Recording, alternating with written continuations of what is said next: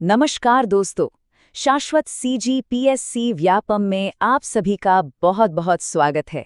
आज हम भारतीय संविधान के उन सबसे ज़रूरी मुद्दों पर बात करने वाले हैं जो हर एग्जाम में बार बार पूछे जाते हैं।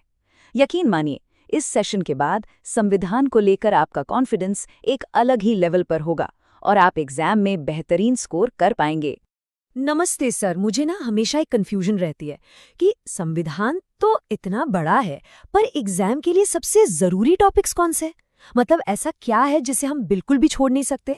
बहुत ही बढ़िया सवाल पूछा और आज के हमारे इस सेशन का मकसद ही यही है। एक बात की गारंटी है, आज हम जिन पॉइंट्स को डिस्कस करेंगे, अगर आपने उन्हें अच्छे से समझ लिया ना, तो संविधान से आने वाले 80% सवाल यहीं से बनेंगे। तो बस पूरे फोकस के साथ तैयार हो जाइए, क्योंकि ये सेशन आपकी तैयारी को एक नई दिशा देने वाला है। ठीक है, तो चलिए शुरू करते हैं। देखिए, किसी भी बड़ी इमारत को समझने के लिए उसकी नींव को जानना बहुत जरूरी होता है ना? बस वैसे ही हमारे संविधान को समझने के लिए इसकी बनने की कहानी और कुछ बेसिक फैक्ट्स जानना जरूरी है। यहीं से सबसे सीधे सवाल बनते हैं जो लगते तो आसान हैं, पर अक्सर हम उन्हीं में गलती कर देते हैं। जरा इस स्लाइड पे गौर कीजिए। ये 4 तारीख हैं, ये एग्जाम के लिए गोल्ड स्टैंडर्ड हैं। 1946 में संविधान सभा बनी और उसकी पहली मीटिंग हुई दिसंबर 1946 में। हमारा संविधान बनकर तैयार हो गया था 26 नवंबर 1949 को। इसीलिए तो हम 26 नवंबर को संविधान दिवस मनाते हैं। और फिर फाइनली इसे 26 जनवरी 1950 को पूरे देश में लागू कर दिया गया, जिसे हम सब गणतंत्र दिवस के तौर पर सेलिब्रेट करते हैं। और हाँ, ये नंबर 2 साल 11 महीने और 18 दिन, इसको तो बस दिमाग में बैठा लीजिए। हमारे संविधान निर्माताओं को दुनिया का सबसे लंबा लिखा हुआ संविधान बनाने में ठीक इतना ही वक्त लगा था।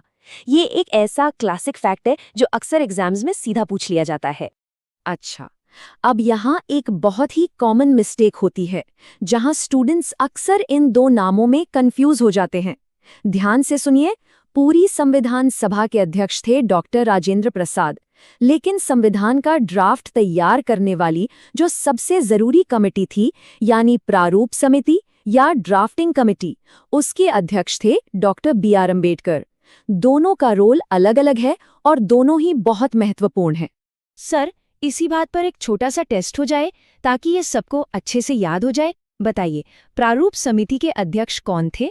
आपके ऑप्शन है ए डॉक्टर राजेंद्र प्रसाद या बी डॉक्टर बी.आर. अम्बेडकर। बिल्कुल, क्या बात है, बहुत बढ़िया सवाल। और सही जवाब है बी, डॉक्टर बी.आर. अम्बेडकर। देखिए, इस तरह से सवाल पूछकर कॉन्सेप्ट्स को याद रखना एक बेहतरीन तरीका है। चलिए अब आगे बढ़ते हैं और देखते हैं कि इस नींव पर इतनी मजबूत इमारत कैसे बनी। तो हमारा अगला टॉपिक है प्रस्तावना, जिसे हम प्रीएम्बल भी कहते हैं। ये सिर्फ एक इंट्रोडक्शन नहीं है दोस्तों, ये हमारे पूरे संविधान का आईना है, उसकी फिलॉसफी है, उसकी आत्मा है। प्रस्तावना हमें बताती है कि हमारा देश कैसा होगा और हमारे आदर्श क्या हैं। इस स्लाइड में प्रस्तावना के वो कीवर्ड्स हैं जिनसे सवाल बनते ही बनते हैं। भारत को संपूर्ण प्रभुत्व संपन्न समाजवादी पंथनिरपेक्ष लोकतांत्रिक गणराज्य बताया गया है। यहाँ एग्जाम के लिए सबसे हॉट टॉपिक क्या है? वो ये है कि समाजवादी और पंथनिरपेक्ष शब्द शुरू से नहीं थे। इन्हें 42वें संविधान संशोधन 1976 में जोड़ा गया था। ये सवाल इतनी बार पूछा गया है कि मैं बता नहीं सकता। और इसके 4 स्तंभ हैं: न्याय, स्वतंत्रता, समानता और बंधुता। चलिए अब बात करते हैं संविधान के उस हिस्से की जो सीधा हमसे और आपसे जुड़ा है, हमारे अधिकार और हमारे कर्तव्य।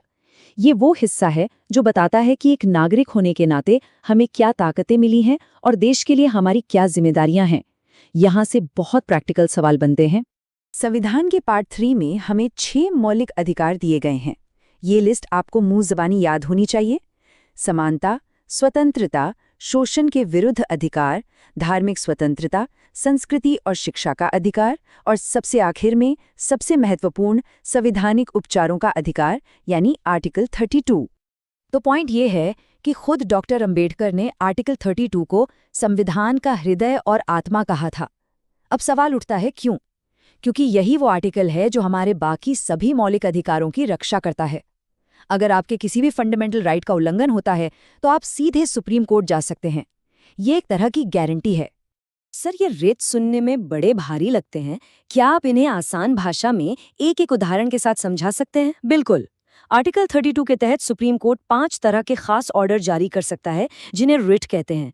बंदी प्रत्यक्षीकरण मतलब शरीर को पेश करो अगर किसी को गैर कानूनी तरीके से पकड़ा गया हो। परमादेश मतलब हम आदेश देते हैं जब कोई सरकारी अफसर अपना काम नहीं कर रहा हो। प्रतिषेध निचली अदालत को उसके दायरे से बाहर जाने से रोकता है। उत्प्रेषण नीचे की अदालत से केस को ऊपर मंगाता है। और अधिकार पृच्छा पूछता है कि आप किस हक से इस सरकारी कुर्सी पर बैठे हैं। अधिकारों के बाद आते हैं नीति निर्देशक तत्व और मूल कर्तव्य। अब यहाँ एक और कंफ्यूजन वाला पॉइंट आता है। नीति निर्देशक तत्व जो पार्ट 4 में है, ये सरकार के लिए गाइडलाइंस हैं। ये लीगली एनफोर्सेबल नहीं है, इन्हें आयरलैंड से लिया गया है। वहीं मूल कर्तव्य जो पार्ट 4A में है, ये हम नागरिकों के लिए हैं। इन्हें 42वें संशोधन से जोड़ा गया था। शुरू में ये 10 थे, फिर 86वें संशोधन के बाद एक और जुड़ा तो अब कुल 11 हो गए हैं। ये भी बाध्यकारी नहीं है। चलिए अब जरा सरकार की मशीनरी को समझते हैं। वो संस्थाएं जो देश को चलाती हैं, मतलब हमारी संसद, राष्ट्रपति, प्रधानमंत्री। यहाँ से आर्टिकल्स पर बेस सवाल बहुत आते हैं, तो पूरा ध्यान यहीं रखिएगा। इन 3 आर्टिकल्स को एक साथ पढ़िए, एक पूरा पिक्चर क्लियर हो जाएगा। आर्टिकल 52 कहता है भारत का एक राष्ट्रपति होगा। आर्टिकल 74 कहता है कि राष्ट्रपति को सलाह देने के लिए एक मंत्री परिषद होगी जिसका हेड प्रधानमंत्री होगा। और आर्टिकल 79 कहता है कि देश के लिए एक संसद होगी। ये तीनों ही हमारे गवर्नेंस के पिलर हैं। और ये स्लाइड, ये तो एग्जाम का फेवरेट टॉपिक है, लोकसभा और राज्यसभा में अंतर। सीधी सी बात है, लोकसभा लोगों का सदन है, 5 साल के लिए चुनी जाती है और भंग हो सकती है। वहीं राज्यसभा राज्यों का सदन है, ये कभी भंग नहीं होती, एक परमानेंट हाउस है। इसके मेंबर्स का कार्यकाल 6 साल का होता है। और हाँ, शासन का तीसरा सबसे जरूरी अंग है हमारी न्यायपालिका। आर्टिकल 124 सुप्रीम कोर्ट की स्थापना की बात करता है, जो हमारे संविधान का गार्डियन है। चलिए, अब हम अपने आखिरी लेकिन बेहद जरूरी टॉपिक्स पर पहुंच गए हैं। ये संविधान के वो प्रोविजंस हैं जो देश को मुश्किल समय में बचाते हैं और वक्त के साथ संविधान को अपडेट रखते हैं। इन्हें संविधान का सेफ्टी वॉल्व या रक्षा कवच भी कह सकते हैं। हमारे संविधान में 3 तरह की इमरजेंसी का जिक्र है। आर्टिकल 352 नेशनल इमरजेंसी, आर्टिकल 356 राज्यों में लगने वाला राष्ट्रपति शासन और आर्टिकल 360 फाइनेंशियल इमरजेंसी, जो अच्छी बात है कि आज तक देश में कभी नहीं लगी। इन तीनों के नंबर 352, 356, 360 एक साथ याद रखने हैं।